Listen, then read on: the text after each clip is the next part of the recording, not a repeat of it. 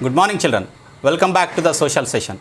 Children, in the past days, we were trying to understand how people have emerged, how the human beings have emerged to live in a groups, and how he started producing the food, how he started leading a settled life. We tried to understand, and later we tried to understand about agriculture and the trade in the agricultural produce. And now let us move on to the decision making. Who makes a decision in a group, we will understand today. So I am going to introduce you a new topic called as community decision making in a tribe. A tribe is nothing but the early man or the people who are living in the forest. They live in groups, not as a small families we live in the cities. In the forest areas they live like a group, and still there are many such tribes like Chenchus are there, Adivasis, many Adivasis who live in the forest and who lives in the hilly regions are present. So we have seen about the people who are present even at Penugolu, the village which is located on the hills. So these tribal people, they have certain customs which are away from the modern civilized life. We shall see how they make the decisions in their life. Who makes the decisions in your house? Your mummy or your dad? It may be your mom or your dad. The elder person in the family will make the decisions in our family relating to all the expenses as well as relating to the studies and many other important decisions. So how do people who live together, they make the decisions in a large number of the common problems being faced, and how do they settle the disputes among themselves? What is the role of the leaders and what do they get in return for making this kind of disputes to resolve? These are some of the issues which we will study in this chapter, and we will study how the decisions are taken in a society of people with in the same community. So these issues we shall read under this lesson. And tribes, societies where all the people are considered as equal. There is nothing like rich people and low, okay, or high caste and low caste. These kind of variations, this kind of differences arise only in the modern society. Only in our society we behave so conserved. But whereas in the tribal societies, everybody will be treated equally. Different kinds of societies who generally live in forest are called as tribes. And these tribes in Telangana are Kondaredis are there, Chenchus are there, Koyas are there, Gonds are there, and Savaras are there. So different kinds of tribe sections are present in the Telangana region. Almost all the states in our country have one tribe or the other living in the forest, and they all have different ways of living. They have different kinds of life, different languages, different cultures.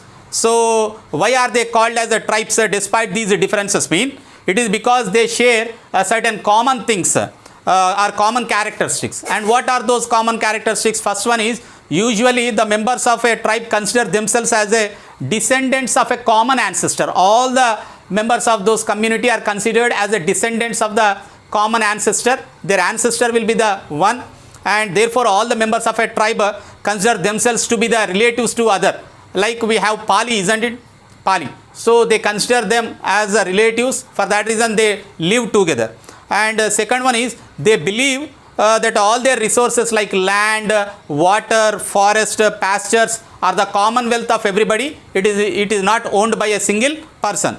And individual families or persons are not the owners of this entire wealth. It is a commonwealth of everybody. Therefore all the members of the tribe can share and use the resources subject to the rules framed by themselves. They frame the rules how to share, how to cultivate, or how to rule themselves. And third common characteristic is that in tribal societies there are no acute differences like rich or poor. As I told you at the beginning itself, everybody will be treated equally. They share a common resource of the tribal. For example, tribal land may be equally divided and among all the families present in the tribe, and they in some cases once in few years they also revise it. Okay, if the number of members in the family increases, as per that even the size of the land also they increase, and it may be redivided or redistributed to the members of the family.